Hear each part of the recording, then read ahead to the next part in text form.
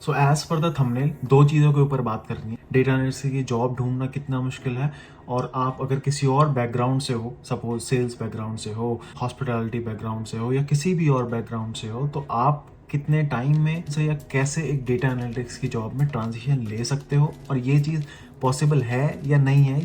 और एक ब्रीफ में आपको सिचुएशन बता दूंगा कि आसपास की, यहाँ ओंटारियो की या कनाडा की डेटा एनालिटिक्स की क्या सिचुएशन चल रही है, कितना मुश्किल है जॉब लेना, और क्या कुछ चीज़ें कर सकते हो।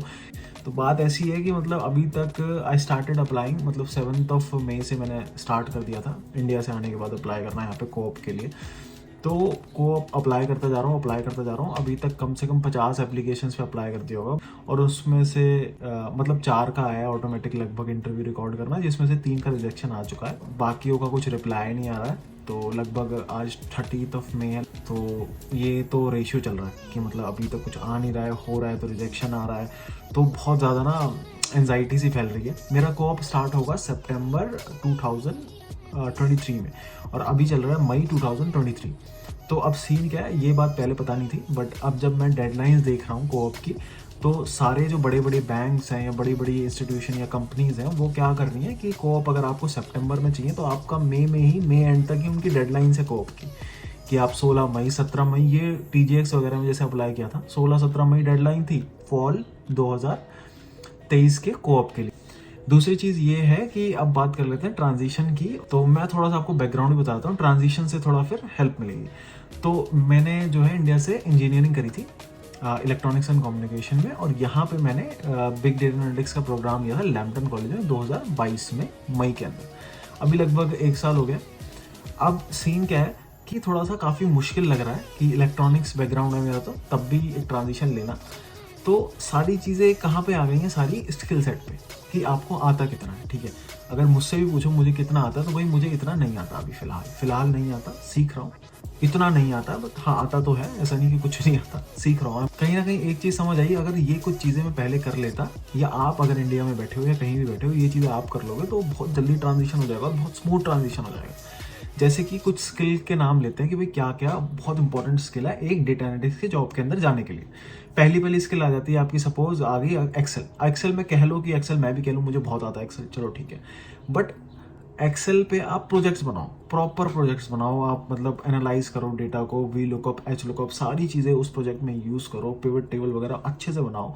और फिर क्या करो, उस प्रोजेक्ट वगैरह को आप गेटहब वगैरह में या कहीं पे भी किसी वर्ड की वेबसाइट बना के, या क्या होता है यार वो वर्डप्रेस की वेबसाइट बना के उस पर डालो, मतलब अपना काम प्रेजेंट करो। ठीक है, घिसी पिटी चीज़ें लग रही होंगी ये यार सब कहते हैं, बट इसके बिना थोड़ा सा मुझे लग रहा है कि मुश्किल हो रहा है, क्योंकि मैंने ये सब चीज़ें नहीं कर रखी थी। ठीक है, तो स्किल सेट बताया था मोटा मोटा, पहले एक्सेल, पावर बीआई और सिक्वल और पाइथन। ये इतना कोर स्किल है ना एक डेटा एनालिटिक्स की जॉब के लिए कि बहुत ही इंपॉर्टेंट है।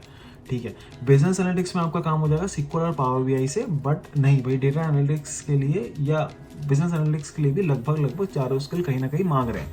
ये बहुत बेसिक है, इसके ऊपर AWS स्पार्क या जीरा वगैरह भी मांगते हैं, बट ये तो बहुत बेसिक, ये तो करना ही करना है।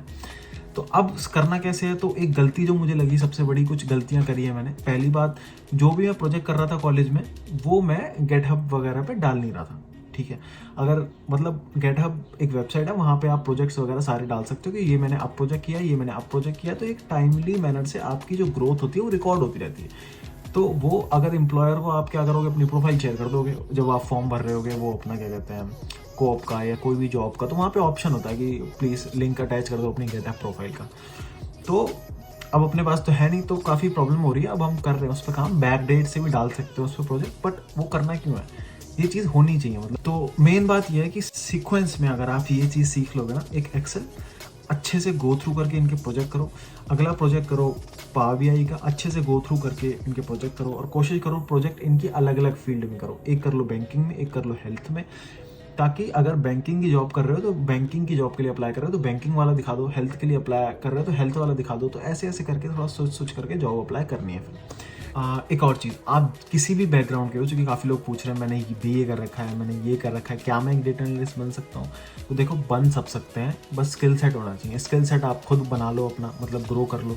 जैसे स्किल सेट बताया आपको, जितने भी 4 स्किल सेट बताए हैं, Excel, Python, power BI, SQL, ठीक है, इनको बहुत अच्छे से कर लो। और अब जिस आप फील्ड के हो ना, कोशिश करो पहले प्रोजेक्ट उस फील्ड को करो, ठीक है, उस फील्ड के पहले प्रोजेक्ट कर लो। कि सपोज कोई बंदा बैंकिंग फील्ड का है या कोई बंदा फाइनेंस फील्ड का हो, यार दोनों सेम ही हो गई, कोई भी अपनी बेसिकली हॉस्पिटैलिटी फील्ड के, तो आप होटल मैनेजमेंट के रिलेटेड कोई डेटा सेट उठाओ, मतलब केगल से उठा लो, डेटा सेट उठाओ और उसमें लग जाओ, करो, बार बार करो, प्रोजेक्ट्स बनाओ, नए नए प्रोजेक्ट बनाओ। समझ नहीं आ रहा, यूट्यूब पे कहीं सर्च करो, मतलब बार बार देखो, इसको करते रहो।